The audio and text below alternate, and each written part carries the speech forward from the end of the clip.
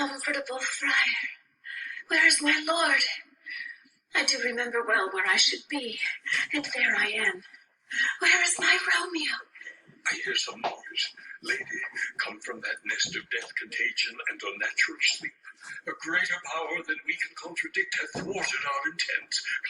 Come away. Thy husband in thy bosom. There lies dead. And Paris too. Come, I'll dispose of thee among a sisterhood of holy nuns. Stay not to question, for the watch is coming. Come, go, Juliet. I dare no longer stay. Go. Get thee hence, for I will not away. My lady. My lady. What's here? A cup, closed in my true love's hand. Poison, I see, hath been his timeless end. Oh, churl, drunk all and left no friendly drop to help me after. I will kiss thy lips. Haply some poison yet doth hang on them, to make me die with the restorative.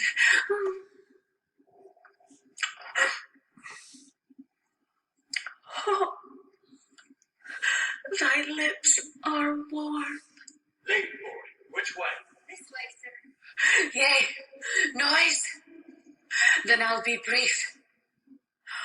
Oh, happy dagger, this is thy sheath.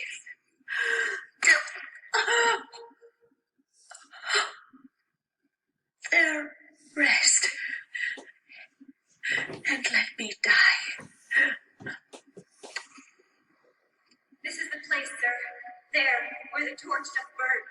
Ground is bloody. Search about the churchyard. Go, some of you. Where you find the tanks? Aye, sir. Aye, sir. Pitiful sight.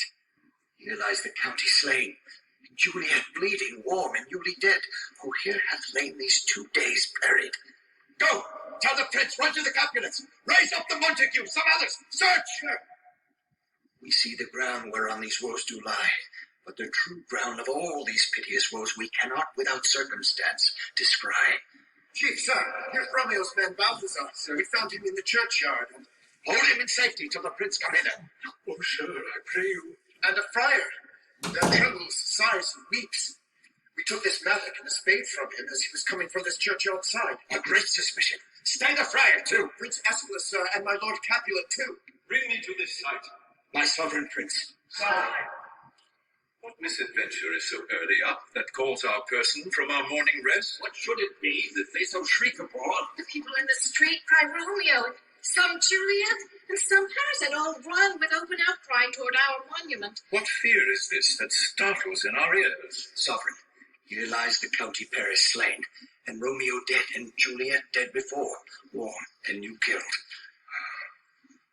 Search, seek, and know how this foul murder comes. Here is a friar, and slaughtered Romeo's man, with instruments upon them fit to open these dead men's tombs. Heavens! Oh, wife, look how our daughter bleeds.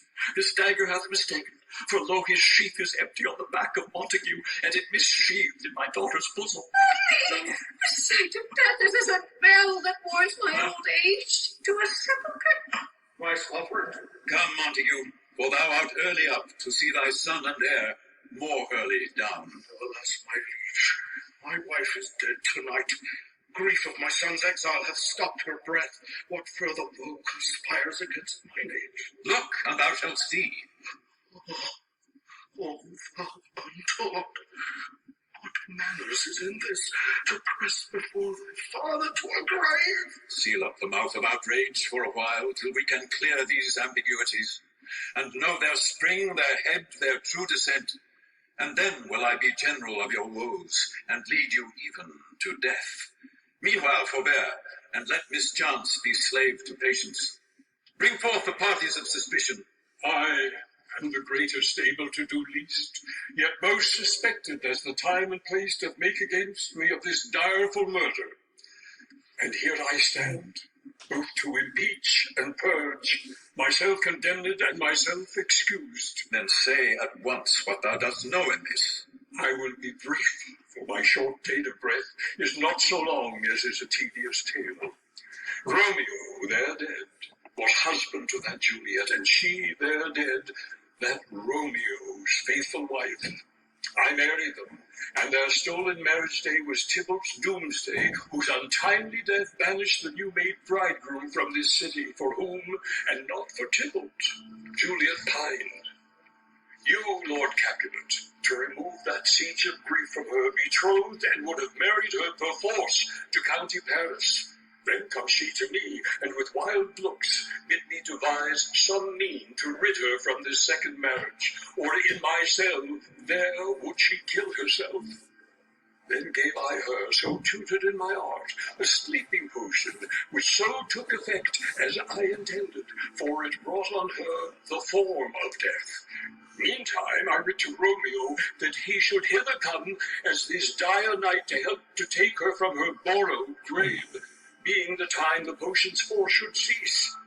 But he which bore my letter, Friar John, was stayed by accident, and yesternight returned my letter back. Then all alone at the prefixed hour of her waking came I to take her from her kindred's fault, meaning to keep her closely at my cell till I conveniently could send to Romeo. But when I came some minute ere the time of her waking, here untimely lay the noble Paris and true Romeo dead. She wakes, and I entreated her come forth and bear this work of heaven with patience. But then a noise did scare me from the tomb, and she, too desperate, would not go with me, but as it seems did violence on herself.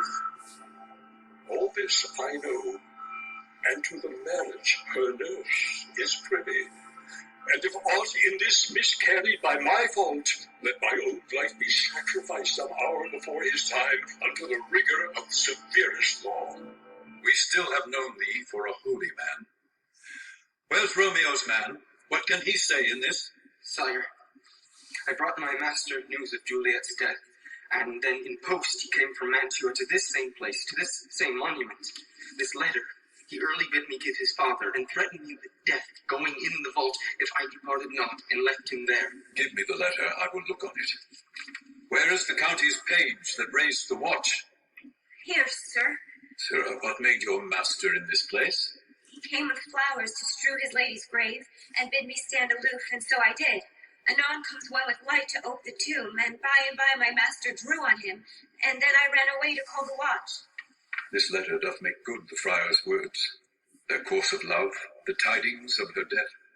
And here he writes that he did buy a poison of a poor apothecary, and therewithal came to this vault to die, and lie with Juliet.